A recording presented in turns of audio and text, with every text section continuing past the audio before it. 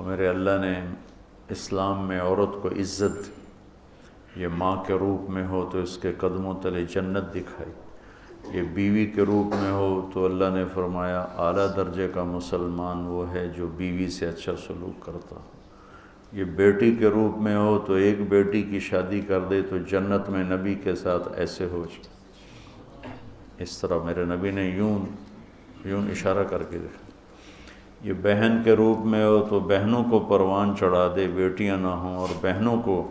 حصہ بھی دے، شادی بھی کرے، رخصت بھی کرے، خیال بھی رکھے تو جنت اس کے لیے واجب ہو جاتی۔ پہلی بیٹی پیدا ہو، پہلا بیٹا پیدا ہو، ہم خوشی مناتے ہیں، دیگیں چڑھاتے ہیں، بکرے ذبح کرتے ہیں، آسمان سے کچھ بھی نہیں ہوتا۔ اگر پہلی بیٹی پیدا ہو اور خامند بھی خوشی منائے اور بیوی بھی، یہ شرط ہے،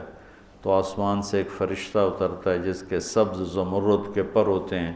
وہ اس بچی پر، اس ماں پر ایسے پر بچھا دیتا ہے اور کہتا ہے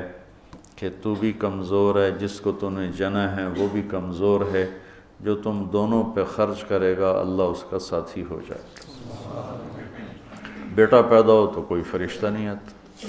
بیٹی پیدا ہو تو یوں فرشتے نازل ہوتے ہیں۔ تو اللہ تعالیٰ نے عورت کو عزت دی، مقام دیا، ہر رشتے میں، ہر روپ میں اس کو ایک عالی شان مقام دیا کہ یہ کھلونا نہیں ہے، یہ تمہاری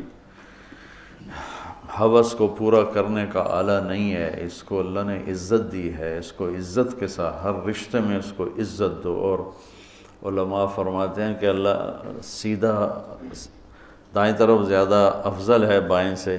لیکن اللہ تعالیٰ نے اماں حوا کو بائیں طرف سے پیدا کیا، آدم علیہ السلام کی بائیں پسلی سے نکالا، تو بائیں طرف دل ہوتا ہے، سیدھی طرف دل نہیں ہوتا، دل الٹی طرف ہوتا ہے۔ تو اس میں ایک پیغام دیا کہ عورت کسی بھی رشتے میں ہو اس کی جگہ دل کے قریب ہونی چاہیے۔ یہ اس طرف سے پیدا کرنے میں یہ پیغام ہے کہ عورت کسی بھی روپ میں ہو وہ دل کے قریب ہونی چاہیے۔ تو چونکہ دین سیکھا نہیں تو کچھ عیاشی میں پڑھ کے کھلونا بنا لیتے ہیں، کچھ اپنی معاشرت میں آ کر مارنا، پیٹنا، گالیاں دینا، ماں نے شکایت لگائی تو مارنا شروع کر دیا، کسی بہن نے شکایت لگائی تو مارنا شروع کر دیا، باپ نے شکایت لگائی تو بے عزت کرنا شروع کر دیا۔ یہ میرے ماحول کی چیز ہے، اور اللہ تعالیٰ نے یہاں یعنی شہوت غلط لفظ نہیں ہے، خواہشات کو کہتے ہیں، خواہشات کی محبت ہر انسان کے دل میں ہے۔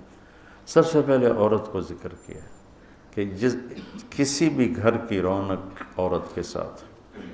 جس گھر میں عورت نہیں ہوتی وہ گھر چڑیا گھر بنا ہوتا۔ اور لباس سے دونوں کو تشبیہ دی کہ لباس سے ایک سیکنڈ کے لیے ہم بے نیاز نہیں ہو سکتے، ایسے ہی عورت کے بغیر اور عورت مرد کے بغیر ایک لمحے کے لیے ایک دوسرے سے بے نیاز نہیں ہو سکتے۔